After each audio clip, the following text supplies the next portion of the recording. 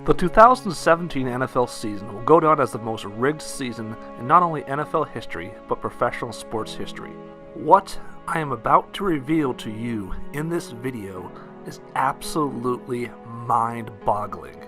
How bad a professional sports league could literally rig the season for one team. I have watched over 22 years of professional sports, and I have never seen anything like this ever. At the beginning of the year, no one knew for a fact who was going to make the Super Bowl. Not even Roger Goodell. But his ratings sunk with the national anthem protest and the season went on.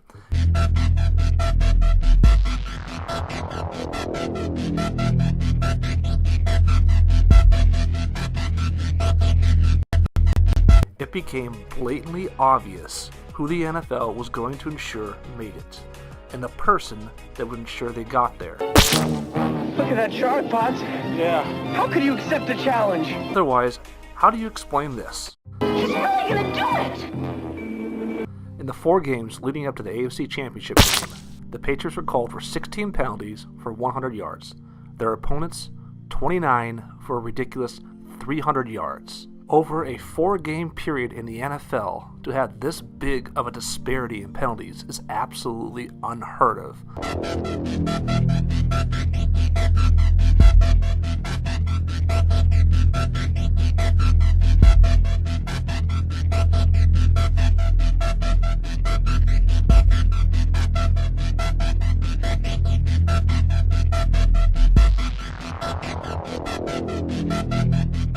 This big of a disparity in penalties is absolutely unheard of.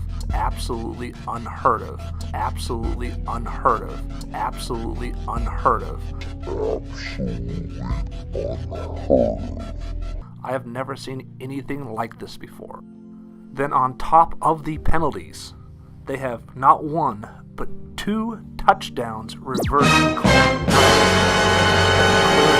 Everybody else watching that they were touchdown. And on top of that, there were 0 game-impacting penalties on New England. Not a single drive was canceled out by a holding call or an offensive pass interference or anything like that. This is absolutely unheard of. It's absolutely incredible. 300 yards to 100 yards of penalties, 2 reverse touchdowns, and 0 game-impacting penalties.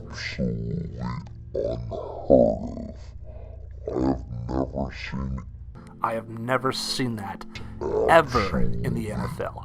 Ever.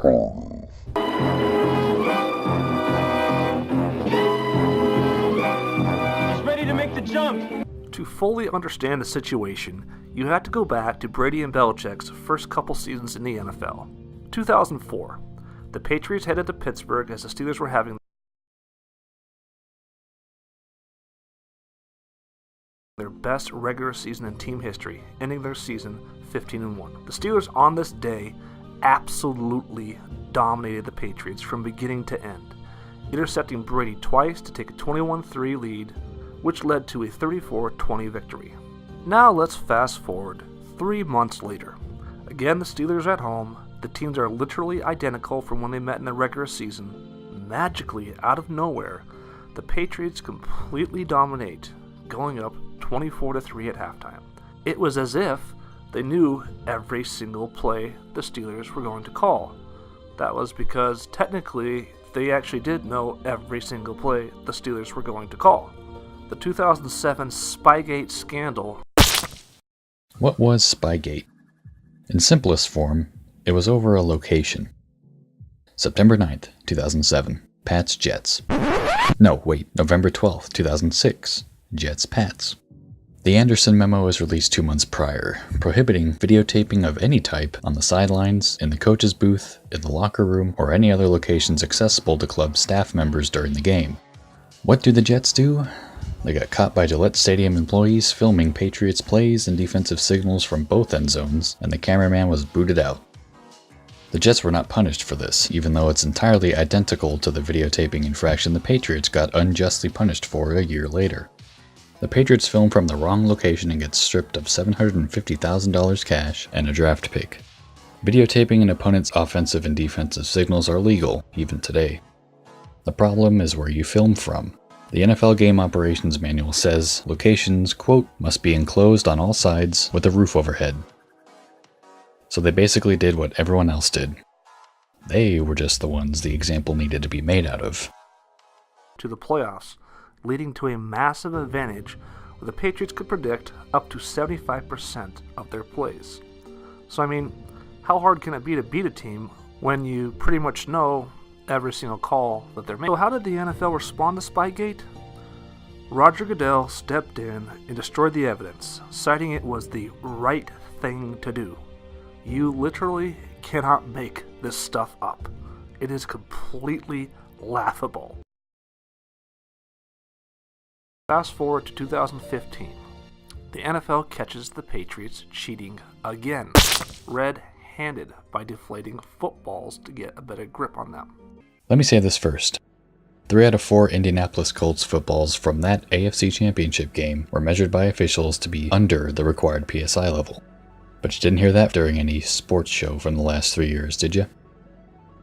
January 18th, 2015. Colts-Pats. After the game ended, Colts reporter Bob Kravitz broke the story. The NFL is investigating the Patriots for using deflated footballs in the game. Soon after, Chris Mortensen reported the Pats had deflated 11 out of 12 game balls to below the 12.5 PSI limit. Side note, Mort would later remove this inaccurate report on August 4th, 2015, some 195 days later. On Super Bowl morning, Ian Rappaport reported that just 1 out of 11 footballs had been 2 PSI under the limit. The rest were either properly inflated or, quote, just a few ticks under. That 2 PSI ball, by the way, the one intercepted by the Colts player and then taken to the Colts sideline, the NFL stayed very quiet, suspiciously quiet, as to whether they would investigate the Colts for potentially deflating that ball themselves. After the infamously inaccurate Wells report came out, it was systematically picked apart by the Washington Post, the American Enterprise Institute, the U.S. District Court for the Southern District of New York, the Patriots Organization, and anyone with a basic understanding of the ideal gas law. Uniquely, the Patriots never admitted to any wrongdoing, and to date there is no evidence of any non-weather manipulation. Goodell had no choice but to suspend Tom Brady 4 games. Thus everybody thinking that Goodell and Robert Kraft had a falling out and that they are suddenly now devout enemies.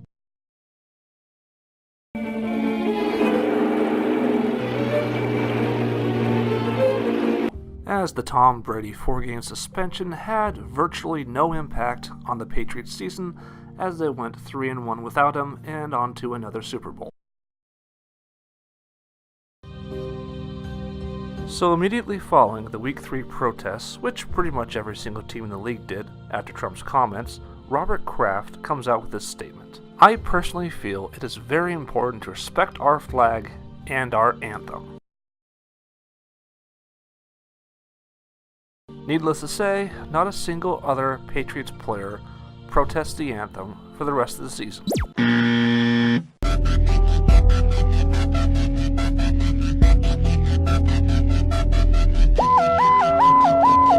2016 and 2017 seasons, the NFL lost 20% of its viewers. That's right, 20% of its fans quit watching entirely. How bad did the protests hurt the NFL? People actually thought this picture was real. And perception is reality, so that is all that matters. So just add this up. Ratings equal money. Protests hurt ratings. Robert Kraft just saved my job. And suddenly, everything is crystal clear. But of course you're saying this is all just nonsense, right? I wish it were. Thus explains what I am about to show you.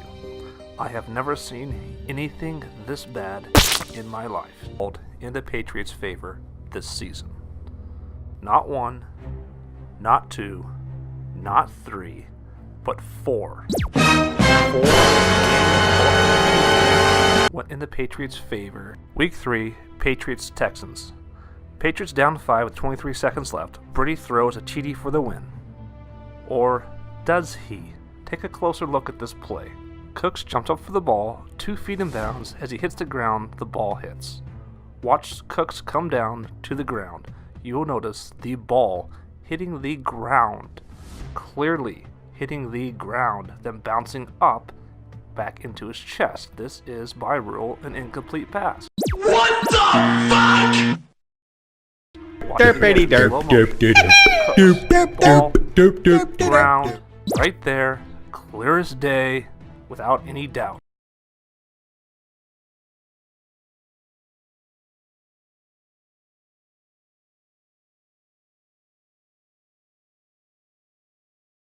That is incomplete by rule.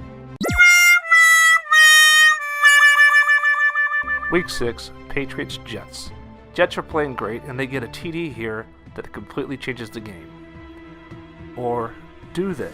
The call is overturned, saying he fumbled it somehow, which makes zero sense as he never lost the ball at any point and the ball never hit the ground at any point during I believe play. I can.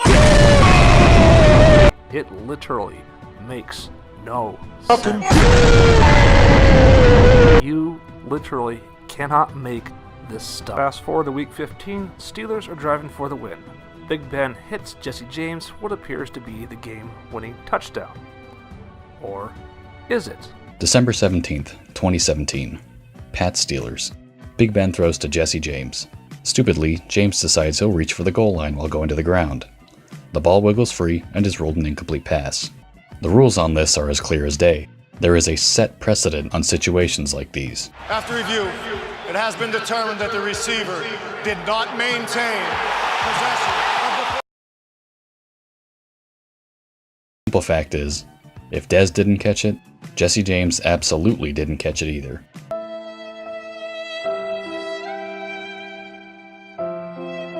Fatality. By rule, James catches the ball, makes a football move by hitting his knee down onto the ground, and ruled an incomplete pass. Here we go again, week 16. Bills driving to get a TD before halftime. They go up 17-10. Or do they? Watch as he has complete control of the ball and drags the left foot. It is, without a doubt, a clear catch.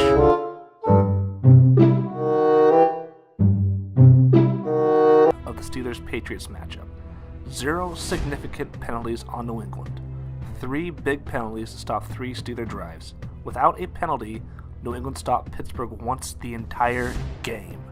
And on top of that, they literally took off the game-winning touchdown and reversed it to not a touchdown, giving the Patriots a win that should have been a loss, which took place exactly 11 days after Robert Kraft extended Goodell's contract. There he goes.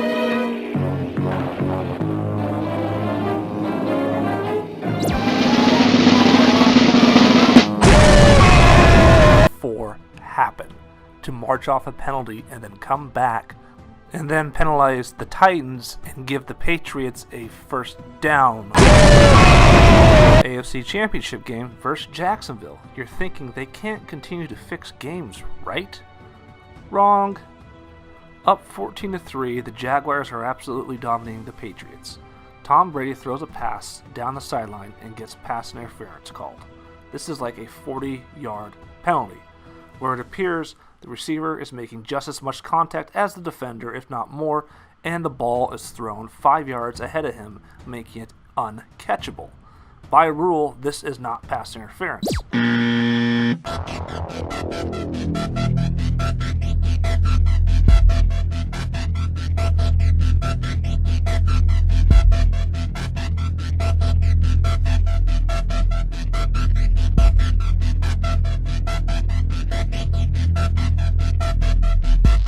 This is one of the worst pass interference calls I've ever seen. Watch it again. Cooks makes contact with Boye. Cooks continually makes contact. Cooks game, and they get it. All while number 50, Telvin Smith, is being held as bad as you can possibly be held.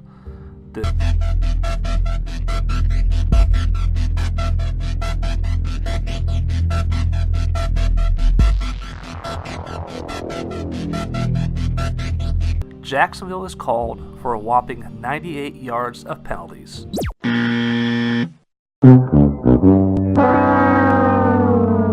While New England is called for 10. In 5 games, that now makes it an astounding 400 yards of penalties called against the Patriots' opponents, while the Patriots are called for only 110. I have absolutely never seen this level of blatant bias in football history. This is absolutely mind-boggling. The refs are seen actually celebrating touchdowns with the Patriots. After the game ends, look at the first person who comes up to congratulate Tom Brady. "Hey Tom, we did it. I hope you enjoy us not calling a single penalty on your offense or defense the entire game." Even if you think this is all innocent and commonplace in the NFL, going into Super Bowl 52, there is absolutely no doubt who's going to win, as that was decided a long time ago. Putting together the most rigged season in professional sports history. But what would you do if your best friend literally Got an important message to tell you. What do you say to the haters? Talk to the butt, because the face isn't listening. I